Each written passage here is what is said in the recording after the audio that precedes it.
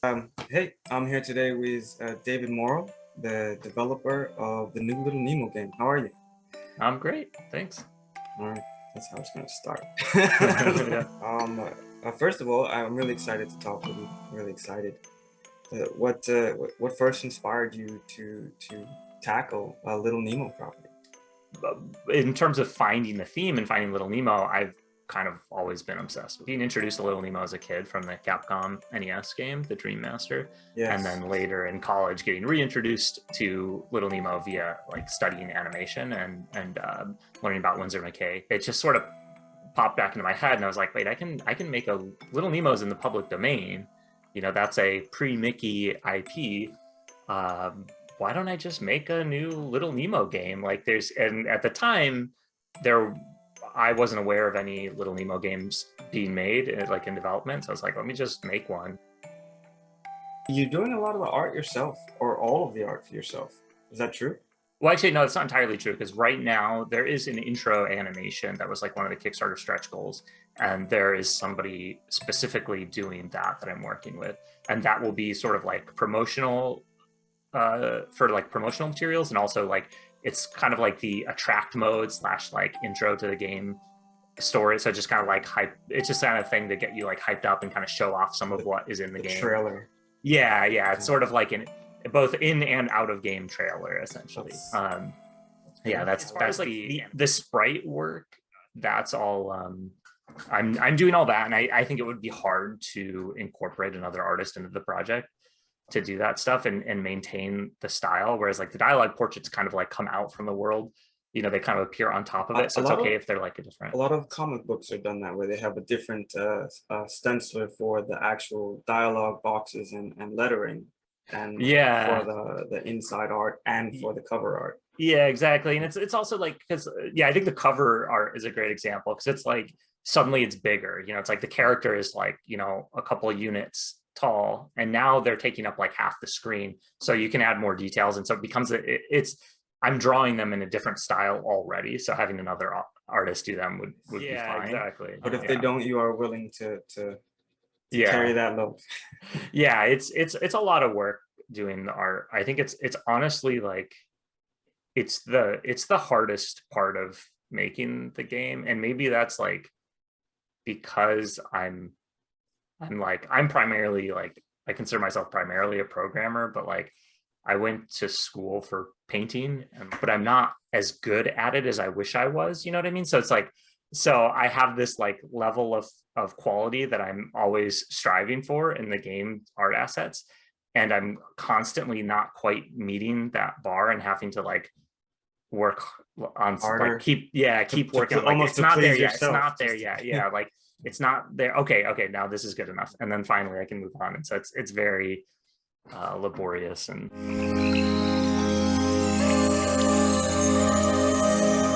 how are you doing the art? Are you drawing it over a pad? Are you hand drawing and putting it in? Like I draw it all on my iPad here. I kind of worked out early on, just kind of slowly built up a style I was trying to target, and also like kind of the brush I wanted to use and the resolution target and everything. So ultimately, like now I have like a pretty dialed in way in which I draw on the iPad at like certain scales. So basically at like targeting 256 pixels an inch, which gives me some leeway, but essentially allows the art to render at least a 4K resolution. Import it into the computer, create sprite sheets, and then bring it into Unity.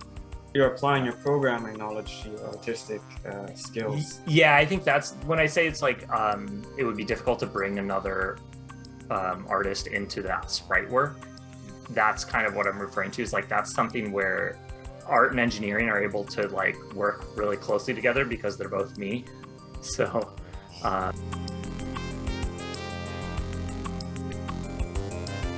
you were very generous to your backers. You gave them a lot of options as far as like adding their pets to the game and things to this nature. How'd you come up with this idea, and how hard is that? And so a lot of the design for those rewards was like, what can I actually feasibly accomplish, but is still like meaningful and valuable for a back. Like for me personally, it's like I don't want to put myself in a video game. If I want to like support a game at a high tier, like I probably want to put my cat in or something, you know. Like so.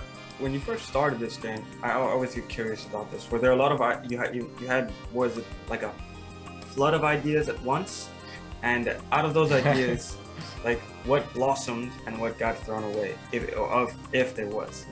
But like when I was imagining like a Little Nemo platformer, it's like, well, it's a Metroidvania. I was also considering originally I was going to make it. This would have been I had to like cut this scope creep, but like it was originally going to be the world was like also dynamically like assembled so you could do multiple playthroughs. Like maybe if there's a sequel someday, I'd love to incorporate it because it actually would be the way the game is built. It would be fairly doable. It just needs the procedural logic to build the world. I had this idea for a Metroidvania Little Nemo. And it's like, oh, it's like a Metroidvania, but it's like cute and colorful instead of like grimdark. I love that idea. Yeah, I absolutely love it. I think one of my favorite games of all time is Symphony of the Night. I don't know if you this one. Actually, it's good you brought up something. There's so many like counterpoints in terms of like how I think about the game design of Little Nemo and how I'm bouncing so many of those ideas off of Symphony of the Night and like taking like what I like about Symphony of the Night. Yes. Which is there's so much that's great about it, and then there's also a lot that I don't like about it. So for instance, like the map in Little Nemo shows you where you haven't explored yet. There's like an icon that's like, hey, this edge of the map is open. You could go down here. Having to luckily stumble upon. Yeah, where's like Symphony of the Night, I'm like holding up a magnifying glass on the map screen, like scouring. Where's that last 10%? Yeah, it's like it's brutal, and it's like that's not a fun thing. It clearly, to me at least, was just sort of like a little bit of an oversight that like the edges that are not solid are like a little too invisible. It's like a little too hard to see an edge where there's not a wall. And so when I built my map, I was like, that's something I want to address. Like. And same familiars in Symphony of the Night, but they do there's two things about them I don't love, which is like I think it's cool that you can get them, but they're also like mostly really boring. They don't do much, and they just float around and follow you. The Symphony of the Night familiar? Yeah. When you spend the hours and hours hoping that the ghost will be more interesting when it reaches level 90 and it's not, that's pretty frustrating. my take on that was like you could make familiars really exciting and fun, and it's like the two ways that I'm trying to tackle that are they each have a unique passive ability, so they're all very different. In the demo that I've got up right now, the early build, you can get a little robot buddy. It's one of the little buddies you can get, and sort of justification of all the work put into like building pathfinding system that's mostly just for these little buddies. Because like when people get it, they're like, oh, this is awesome, this cute little robot's following me around, and it's like jumping with Nemo and everything.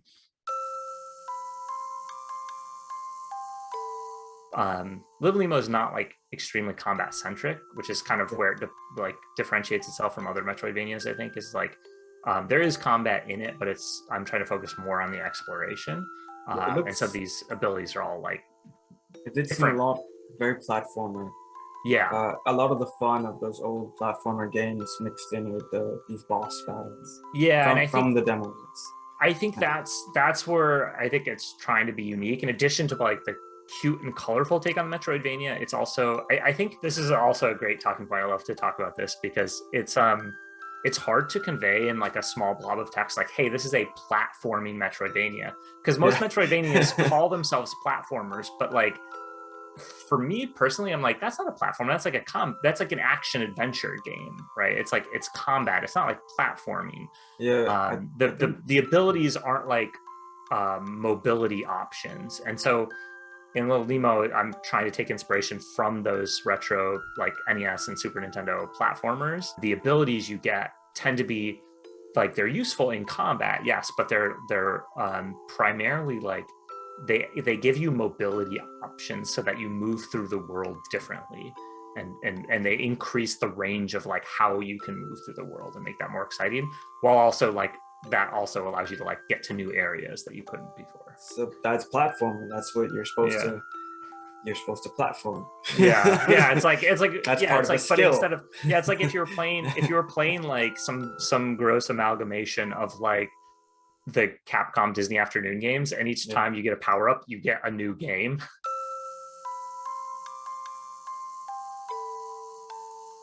In a lot of games, they'll have this idea of like a proactive saving of your progress Yes.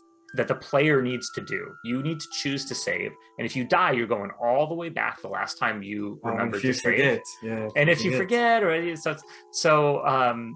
instead, death isn't sort of like, oh, you're restarting. It's like no, you wake up, which makes sense, right? Because you're in a dream world. It's like, okay, you just wake up in your bedroom and then you come back into bed, and nothing's really changed. You've lost your candy and your moons, but like you haven't lost any progress. Like that for me is critical. It's like I don't want to feel when I die, I don't want to like have lost progress. And so it's like the game is constantly like auto saving when you do anything.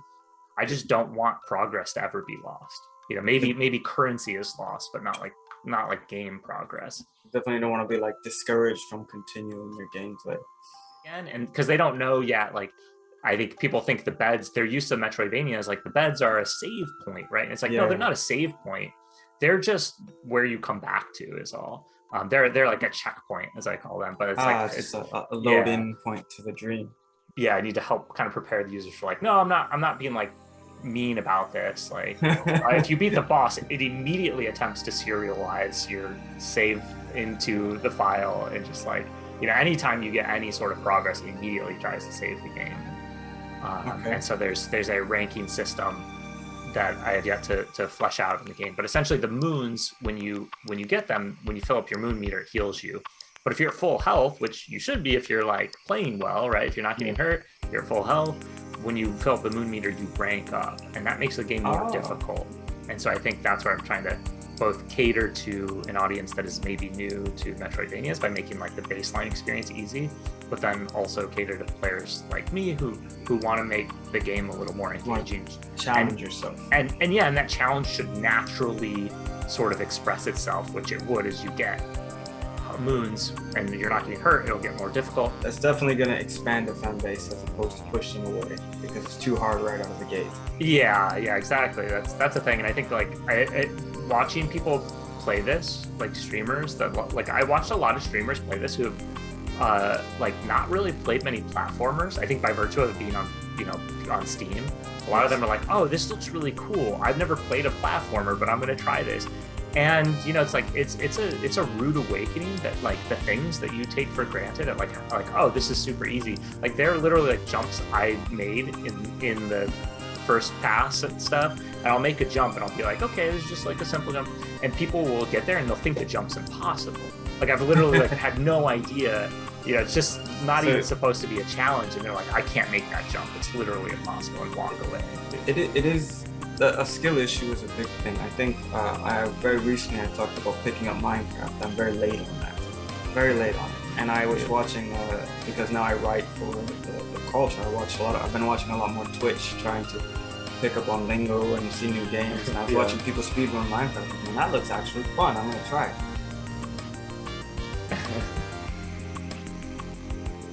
It's like one of the abilities you get later on is a cape, and that serves as like it's basically it's a stand-in for double jumps. I just like personally like double jumps are not like the most exciting thing, and I was like, let me do like a Smash Bros style air dodge instead. And also it also gives you like a slow fall ability like the Mario cape, but it's basically an air dodge, so you get a little invulnerability for if you're fighting a boss. You can use to stay alive a little better, but also you can use it to get up higher, so you can reach places you couldn't. So it's just like real obvious bonus, like a really obvious way for a player to be like, oh, I can get up here now.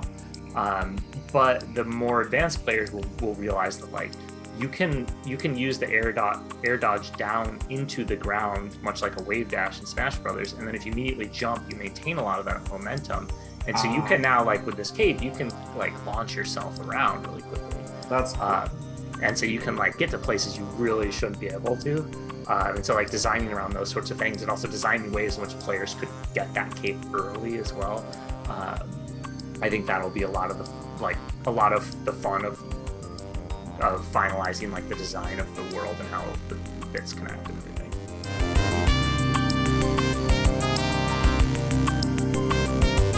how do you develop the tale of this retelling? So my first like baseline experience for this was like, it's gonna be like it's just gonna be like classic like retro platformer things, like, oh, you gotta go save Slumberland, like, I don't know, there's some MacGuffin. And a lot of like the design documents I wrote are like, were like, some MacGuffin is like, you know, drawing the player to the palace of Slumberland, and that was kind of it. And it slowly developed. I drew these kids in kigurumis and was like, Yeah. wait, these are cute, these should be characters. And then they became the Guardians of Slumberland.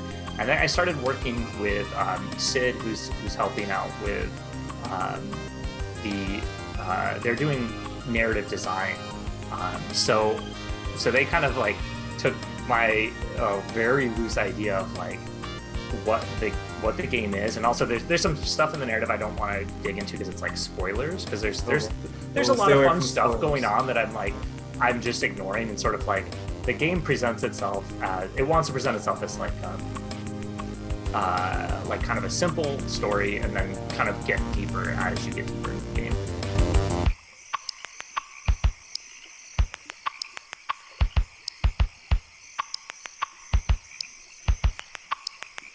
Having Sid working on the narrative design has been like definitely been making the game much more interesting. Like, for instance, the Oblivion didn't exist until Sid started helping out with stuff, and it was like, oh, each zone should be covered in Oblivion, and it's like consuming the zone, and Nemo wipes it out by like recalling the memory of the dream. And oh wow, okay. And it's just like, oh, that's so cool, that's so much better than what I would have done, you know?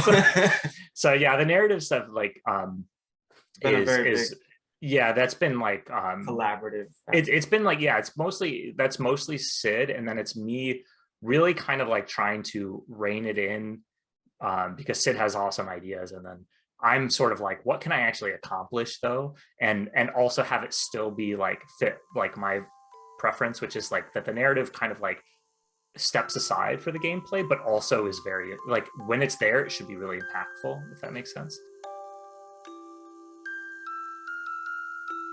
If you just want to talk a bit, just let you talk a bit about your world building, your ideas, and how you approach that from world to world, level to level. Yeah, so that's something I think kind of like immediately that was something I knew I wanted to do, was like, I want these different zones and I want them to feel very a lot of the inspiration behind them is that they feel very like archetypical. The first starting area was supposed to be like the like Mario 1-1 of Slumberland, right? It's like, oh, verdant plains, you know, open hills. But I actually have ideas for tweaking that some more to make it like a little like part of that zone that I want to like push the design just a little more is like, it's actually supposed to also feel like confusedly like almost as if like you're imagining it's underwater, even though it's like verdant plains. So it's like there I'll probably like tweak which enemies are there, because it's like, you know, you have like this, I think ultimately like they'll end up being all like nautical type enemies, and you know, I'm thinking like we'll probably add some bubbles rising in the background and just sort of like weird like little dreamy touches. But it's like ultimately it's like supposed to look, you know, like verdant hills, like Mario, blue skies. Oh, it's like a little pre-dusk, so they're not quite blue, but that's sort of the thinking for that one. And then there's like the candy zone. It's like, yeah, like why not have like a world of candy? It just feels like you see that a lot, like Kirby. If there's no Kirby kid dreaming about a candy, yeah. well, I don't know what they're doing. Yeah. And then it's like, well, I gotta have like the mushroom zone, because that's like a little Nemo thing, right? The mushroom forest. And so it's like, I'll make it like a marsh with like, but yeah, like, so it's got to have giant like a mushroom stalk forest. It has to be like the background, right? And so some of the other ones, it's like that I think I think like Halloween, the Haunted Hollows, I think I maybe hinted at in the Kickstarter, but like that's just like a Halloween themed zone, right? Because it's like, I love that stuff, and it's like just very archetypical. And then it's like, okay, how can you make this like kind of fresh and fun? I'm here again with David Mauro. For you guys watching on YouTube, this is the same stream, but for us, this is the second interview. Thank you for coming, by the way. Yeah, of course. All right, I don't have my background this time, so this is my beautiful room, and you look like you might be a little chilly. Yeah, it's cold again here, so I've got my warm sweater on. hot cocoa weather. Yeah. All right, let's get right into this. Are you familiar with the movie Slumberland? I found out about it well into development on the game, but having only seen it recently, I was kind of surprised at some of the similarities between what we're doing and what they did. Like they're going to be very different, but I think I think what the Netflix Slumberland film did that we're also trying to do is incorporate the waking world into Slumberland in an interesting way. I really want to talk about your take on Flip. So how did you come up with your Flip? Yeah, it was, originally I was thinking I would do something a little more traditional and just like straight out of the comics, and just more in my visual style. But I think as we were, I was talking with some of the other people that are helping work on the game. So I think this was mostly a conversation with me and Sid, who's helping with narrative design on the game, and we were talking about what role does Flip serve, and what was like the design of the character and what role was it meant to serve. And in the comic books, like Flip is actually, I don't know if he's lying or something, but it's like he's supposed to be kind of like Nemo's age, weirdly, even though he looks like an adult. Okay. But he's just sort of like this troublemaker. He's like friends with Nemo, but he's like kind of a troublemaker. Everyone seems to, be Not worried like about him, what kind of trouble he's getting into. And I kind of felt like his design of sort of like a mix of clown or maybe carnival barker was kind of visually instilled back in the early 20th century, would maybe be a cool adult for a kid, right? Yes. Some guy who works at the carnival, that's a dream job. What a cool adult that is. And so it's well, that was sort of the realization that we had. Is well, what would my cool adult be as a kid? And for me, I was well, for me that would be Cyndi Lauper, right? And or maybe I think for Sid it was more David Bowie, and which also kind of got worked into the design. So I really just very very much was sort of looking at the 80s Cyndi Lauper outfit and design, and just sort of tried to get a bit of the comic book Flip in there. But importantly, I think the personality is intended to be similar to the comic books, but just kind of more like a cool Cyndi Lauper styling. That's cool. I'm a big David Bowie fan and Cyndi Lauper. Yeah, still such a fan. But yeah, as a kid, I was just what a cool adult. Yeah. All right. The rare praise from a kid that all adults look for. Yeah.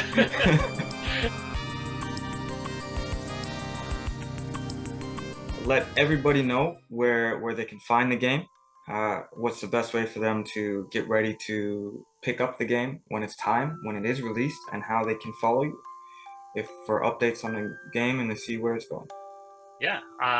So first off, I'll send you to the Steam store, where you should search for Little Nemo and the Guardians of Slumberland, and hit the wish list button, and that way you'll get notified when we launch, which should be towards the end of the year. And if you want to follow along with progress, you can follow us on Twitter at DieSoftGames, or if you prefer Discord, you can find I can't easily link you verbally, but We'll if you go to our Discord Twitter, link. we'll have a link, or you can go to the Discord, the Twitter, and find a link to the Discord in there. Please come follow along with us on Twitter or Discord, and give it a wish list and follow if you're excited to play the game. All right, that's all for me. Thank you very much for coming with us today. Yeah, thank you.